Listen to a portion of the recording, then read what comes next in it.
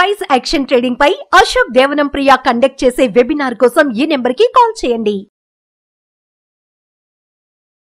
నమస్తే, welcome to Suman TV. నేను విష్ణు. ప్రస్తుతంతో పాటు ప్రముఖ స్టాక్ మార్కెట్ అనలిస్ట్ రామచంద్రమూర్తి గారు ఉన్నారు. వారితో మాట్లాడదాం. సార్ నమస్తే. సార్ రామచంద్రమూర్తి గారు. నమస్తే విష్ణు గారు. సార్ రామచంద్రమూర్తి గారు, మార్కెట్ మరొక ఫాల్ని చూడబోతుందంటూ కూడా కొన్ని వార్తా కథనాలు చదివాను. అంటే ఇదేదో నేనో లేదంటే రామచంద్రమూర్తి గారు డిసైడ్ చేసేది కాదు మార్కెట్ గురించి. అవునండి. అంటే మన చుట్టూ ఉన్న సమాచారాన్ని మనం కొంత చదువుకుని దాని గురించి ఇక్కడ విశ్లేషణ చేయడమే కానీ ఏదో మీరు నేను మార్కెట్ని ఫ్యాక్టర్ చేయడం కాదు.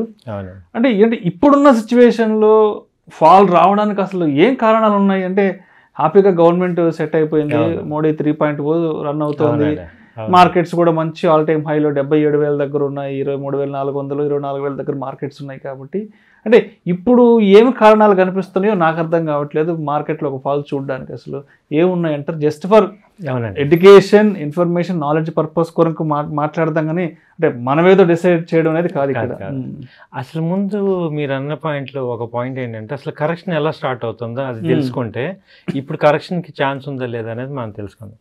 అది జనరల్గా అసలు కరెక్షన్స్ ఎలా స్టార్ట్ అవుతాయి అంటే మీరు అన్నట్టు దాదాపు లాస్ట్ 3 కరెక్షన్స్ చూస్తే 2001లో ఒక కరెక్షన్ వచ్చింది. కరెక్షన్ 2001లో ఏంటంటే అప్పుడు కూడా ఆల్ టైమ్ హై వెళ్ళింది. అయితే అప్పుడు ఏంటంటే .com బబుల్స్ అని, అంటే ఐటీ కంపెనీస్ ఒక ఆర్టిఫిషియల్గా ఫెయిర్ వాల్యూ నుంచి అబ్నార్మల్ వాల్యూస్కి వెళ్ళి ఆ వాల్యూస్ సస్టైన్ చేయలేకపోవటం వల్ల ఒరిజినాలిటీ బయటపడి అది కరెక్షన్ అయింది. అంటే ఒక ఫండమెంటల్గా రైట్ అనుకున్నది రాంగ్ ప్రూవ్ అవటం వల్ల ఇప్పుడు సత్యం ఎలా అయితే ఒక ఒరిజినల్గా ఉన్నది చూపించి 2008-9లో జరిగిన సినారియో. సో అలా వాళ్ళు ఏంటంటే ఒక .com ఎఫెక్ట్ అంటాం 2001లో. అలాగే 2007-8లో ఏంటంటే అది sub prime effect, recession effect వల్ల ఉద్యోగాలు పోయి ఫియర్స్ అవటం వల్ల జరిగింది. మొన్న 2021లో ఏంటంటే కరోనా ఎఫెక్ట్ వల్ల మార్కెట్ ఇక అది వరల్డ్ మొత్తం వచ్చిన కెలామిటీ. సో ఇప్పుడు మీరు అన్నట్టు ఇక్కడ కరెక్షన్స్ ఎలా వస్తాయంటే ఇప్పుడు ఒక పీక్ లెవెల్కి వెళ్ళాక జనరల్గా ఏమవుతుందంటే ప్రాఫిట్ బుక్ జరుగుతూ ఉంటుంది. ఇప్పుడు హై లెవెల్కి వెళ్ళాక మ్యూచువల్ ఫండ్స్ కానీ మేజర్గా ఇన్స్టిట్యూషన్స్ కానీ ఫారెన్ ఎఫ్ఐఎస్ వీళ్ళందరూ ఏం చేస్తారంటే ఒక స్టేజ్కి వెళ్ళాక బుకింగ్ చేస్తారు. ఆ బుకింగ్ చేయటం వల్ల ఏమవుతుందంటే ఈ యొక్క కరెక్షన్స్ అవ్వవు కానీ ఈ యొక్క డిక్లైన్స్ అవుతాయి. మార్కెట్ దిద్దుబాటు చర్య అంటాం. క్రాషెస్ అవ్వవు, కరెక్షన్ అవుతుంది. క్రాష్కి కరెక్షన్కి డిఫరెన్స్ ఏంటంటే క్రాష్ అంటే ఒక నిజమైన ఎఫెక్ట్ రావాలి, ఏదన్నా ఒక అనుకున్న విపత్తు లాంటివి జరగాలి.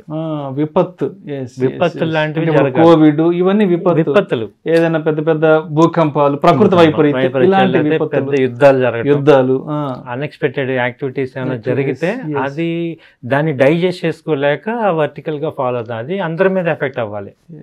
ఇప్పుడు మనం చూసిన ఏంటంటే అటు పక్క యుఎస్ మార్కెట్స్ ఆల్ టైమ్ హైలో ఉన్నాయి, అలాగే ఇప్పుడు Indian markets all time high ఉంది, Japan market all time high ఉంది. కాబట్టి ఏమవుతుందంటే ఇప్పుడు మనం రెగ్యులర్గా ఇవాళ ఆ ఉక్రెయిన్ వార్ అనేది డిస్కౌంట్ అయిపోయింది, కామన్ అయిపోయింది. అటు సైడ్ పాలస్తీనా కూడా నార్మల్ అయిపోయింది. సో ఇప్పుడు ప్రెజెంట్ అంత పెద్ద ఎఫెక్ట్ అయ్యేవి లేవు. అయితే ఏంటంటే ఇప్పుడు హై లెవెల్ మార్కెట్స్ వెళ్ళాయి కాబట్టి కొంతవరకు ప్రాఫిట్ బుకింగ్ జరుగుతుంది. దీన్ని ఏమనుకుంటున్నారంటే కరెక్షన్ అనుకుంటున్నారు, క్రాష్ అనుకుంటున్నారు. క్రాష్ అవ్వదు, అయ్యే అవకాశాలు లేవు. అండ్ ఇప్పుడు 2000కి 2024కి డిఫరెన్స్ ఏంటంటే అంతకు ముందు రీటైల్ ఇన్వెస్టర్స్ పెద్ద ఎత్తున లేరు మార్కెట్ లో, ఇంత పార్టిసిపేషన్ లేదు, ఇన్ని కోట్ల అకౌంట్స్ లేవు. ఇవాళ ఎఫ్ఐఎస్ వెళ్ళిపోయినా రీటైల్ అకౌంట్స్ కొంటున్నారు. ఈవెన్ మనం ఈ మంత్ లో చూసే మార్కెట్ మన ఎలక్షన్ అప్పుడు అంత ఒక్క గంటలో అంత తగ్గినా 2వ రోజుకి మళ్ళీ కొనేశారు. డొమెస్టిక్ గా కొనేసారు. ఇప్పుడు ఏమవుతుందంటే తగ్గినప్పుడు, క్రాష్ అయినప్పుడు, కరెక్షన్ వచ్చినప్పుడు ఆపర్చునిటీ కింద తీసుకొని బయింగ్ చేసేస్తున్నారు. కాబట్టి అంటే ఒకప్పుడు భయపడిన వాళ్ళందరూ కూడా వాళ్ళు ఎవరు భయపడలే, మార్కెట్ ఎప్పుడు తగ్గుతుందా అని చూస్తున్నారు.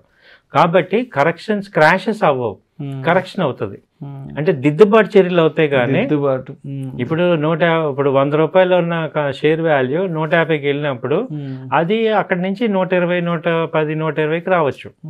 అంతేగాని 100 రూపాయలకు వచ్చి మళ్ళీ 70 రూపాయలకైతే రాదు. ఇప్పుడు 150 రూపాయలకి వెళ్ళింది ఏమవుతుందంటే బుకింగ్ ప్రాఫిట్ అవుతుంది. 100 రూపాయల నుంచి 150కి వెళ్ళింది కాబట్టి జనరల్గా అందరం కూడా ఏం చేస్తాం, అంత పెరిగింది కొంత ఒకసారి బుక్ చేసుకుందాం ప్రాఫిట్ అనుకుంటాం హై రేట్లో. ఇలాంటి హై రేట్ రావటం వల్ల ఏమవుతుందంటే అంటే ఉండేది ఏంటంటే ఇప్పుడు కొత్త బడ్జెట్ రావటం, కొత్తగా ఇవన్నీ రావటం వల్ల ఏమవుతుందంటే ఇక్కడ ఏమవుతుందంటే కొంత ప్రాఫిట్ బుకింగ్ చేస్తారు.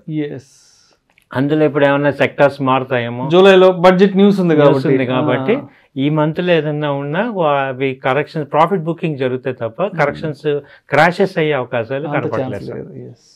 సో కాబట్టి ఏంటంటే మీరు ఎవరు భయపడాల్సిన అవసరం లేదు. ఈక్విటీస్లో కొన్న వాళ్ళు ఎవరు కూడా అంత పెద్ద భయపడాల్సిన అవసరం లేదు. ఎవరు భయపడాలంటే ఈ ఆప్షన్స్ చేసేవాళ్ళు కానీ ఫ్యూచర్స్ చేసేవాళ్ళు కానీ చాలా జాగ్రత్తగా స్టాప్ లాస్లు అవి పెట్టుకోండి. ఎలర్ట్గా ఉండాలి, వాళ్ళు ఎప్పుడు ఎలర్ట్గా ఉండాలి, ఈ టైంలో ఇంకా ఎలర్ట్గా ఉండాలి. ఈక్విటీస్లో ఇన్వెస్ట్ చేసిన వాళ్ళు ఏంటంటే మళ్ళీ రీఇన్వెస్ట్మెంట్ చేసేటట్టు ఫండమెంటల్గా స్ట్రాంగ్ కంపెనీస్లో కనుక ఇన్వెస్ట్ చేస్తే మళ్ళీ రీఇన్వెస్ట్మెంట్ చేసుకునేటట్టు ప్లాన్ చేసుకోండి. సో పెద్ద ఎఫెక్ట్ అవ్వాల్సిన అవసరం లేదని నా opinion sir. Thank you sir. Thank you so much Ramachandramurthy. Thank you sir. Thank you.